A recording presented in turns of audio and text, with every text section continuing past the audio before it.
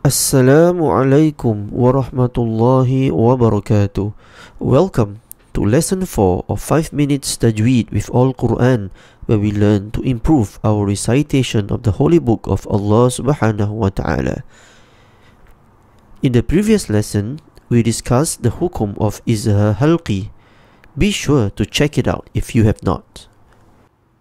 In this lesson, we will be discussing about another one of the rules of Nun Sakinah and Tanwin, which is the Idgham.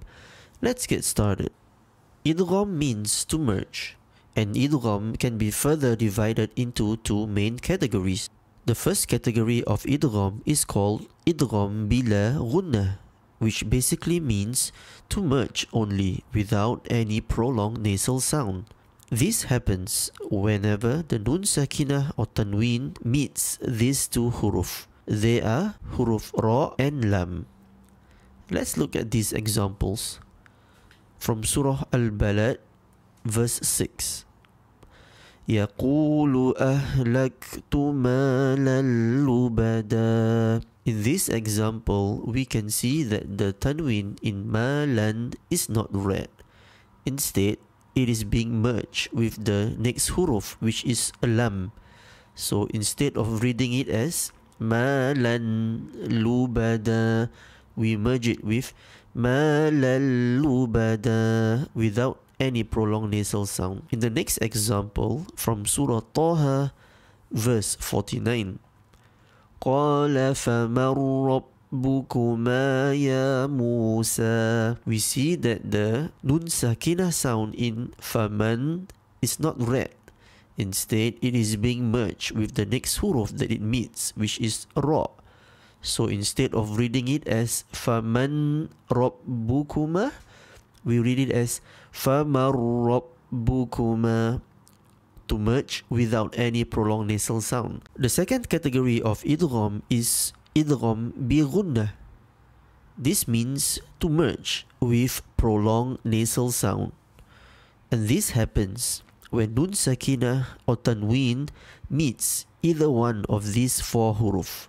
And they are Ya, Waw, Meem, and Noon. Let's look at this example. From Surah Al-Zalzala, verse 7. فَمَنْ يَعْمَلْ مِثْقَالَ ذَرَّةٍ خَيْرًا يَرَهُ. When Nun Sakinah meets Ya in فَمَنْ يَعْمَلْ, we notice that the Nun Sakinah sound is not read. Instead, it is being merged with the next huruf that it meets, Ya, and there is a prolonged nasal sound. So instead of reading it as فَمَنْ يَعْمَلْ, we read it as فَمَنْ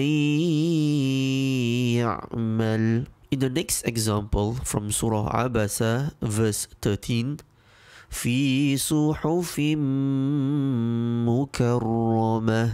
We see that the Tanwin in Suhufin is not read. Instead, it is being merged with the next huruf that it meets, which is the Meem, and there is a prolonged nasal sound. So instead of reading it as fi suhufin mukarramah, we read it as fi suhufin mukarramah. Now that we have learned the rules of Idgham, test yourself if you can spot the Idgham in these verses. From Surah Ash-Shams, verse 6 to 7. وَالْأَرْضِ وَمَا طَحَاهَا وَنَفْسٍ وَمَا سَوَّاهَا. If you spot that the Idgham is here, you are correct. This is the ruling of Idgham bi Ghunnah because of the Tanwin meeting the huruf Waw. In the next example from Surah Al-Buruj, verse 13 to 16.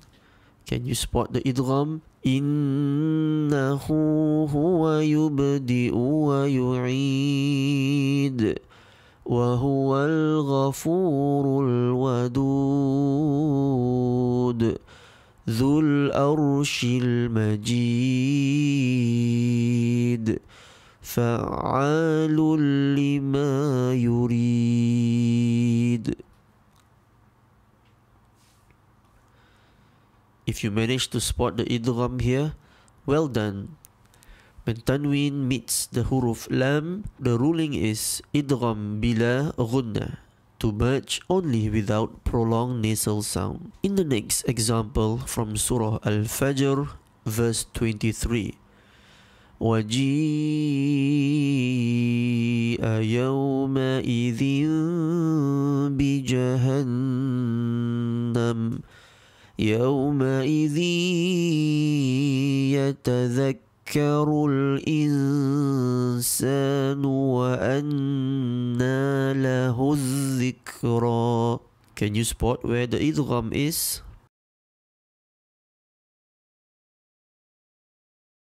If your answer is here, well done, you are correct. When Tanwin meets the huruf ya, the ruling is idgham bi ghunnah, which means to merge with prolonged nasal sound. In the next example from Surah Al-Waqi'ah, verse 13 to 15, ثُلَّةٌ مِّنَ الْأَوَّلِينَ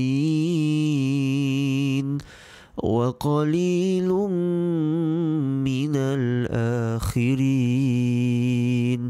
عَلَى سُرُرٍ مَوْضُونَةٍ.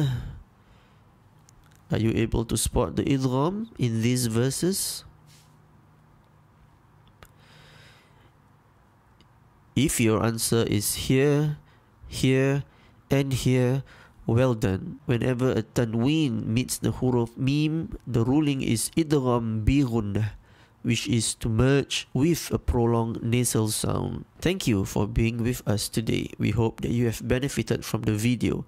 Please do like, subscribe, and share with your loved ones. May Allah subhanahu wa ta'ala grant us the shafa'at of Al-Quran fi yawmil qiyamah.